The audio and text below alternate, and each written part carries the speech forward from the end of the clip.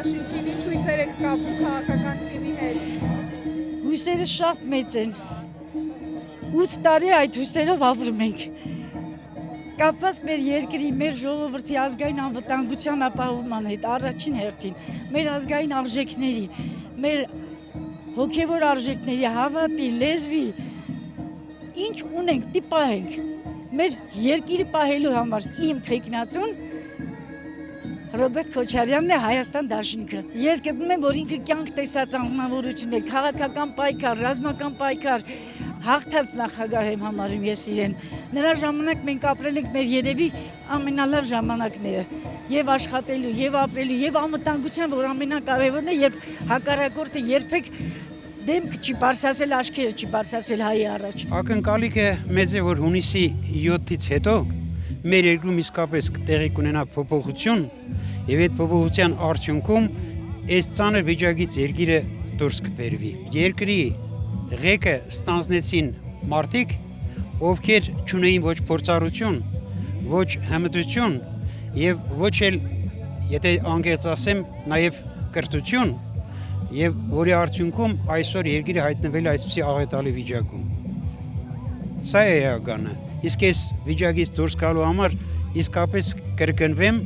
անհրաժեշտ է փորձառու հմուտ ղեկավար, որը արդեն կարողացել է ինչ որ ձևով 10 տարիների ընթացքում երկիրը դուրս բերեց ճգնաժամից։ 10 տարի մենք տեսել ենք նրան, 10 տարիների լավ ապրել ենք, ոչ գազ, ոչ լույս, ոչ մի բան չել է։ Սմարտներները ամեն ինչը դրել է։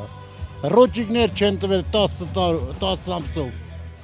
բայց այս մարդ արել է, ես 2 ծառով եմ իրան ընտրելու, պես կժբժ նստի կտենակ, մենք տենց ղեկավար չենք ունետը, չենք էլ ունենա։ Միակ մարդն է, որ այս հրատուրությամբ Հայաստանը կարա հանի ճգնաժամից, ու այդ ճգնաժամը այնքան խորն է մտած, որ ես ուրիշ ոչ մեկին չեմ կարա վստահի։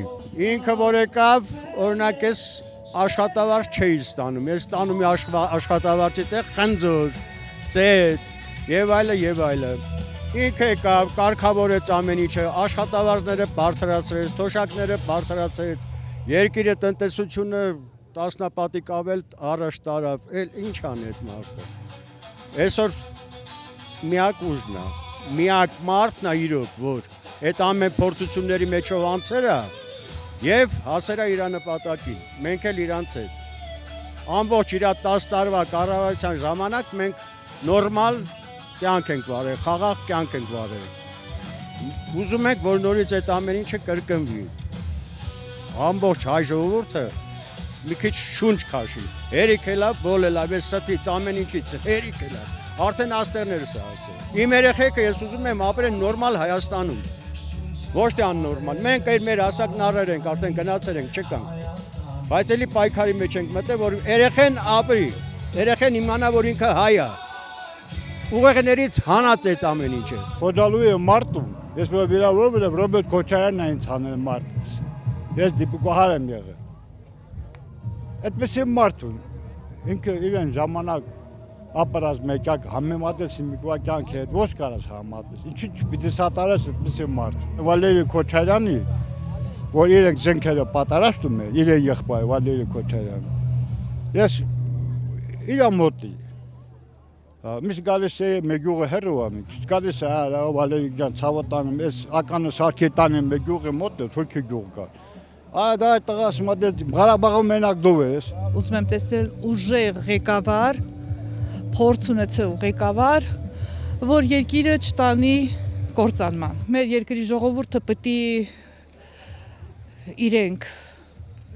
իրենց ձեռքով երկիրը չտանեն կործանման, չլինել կույր,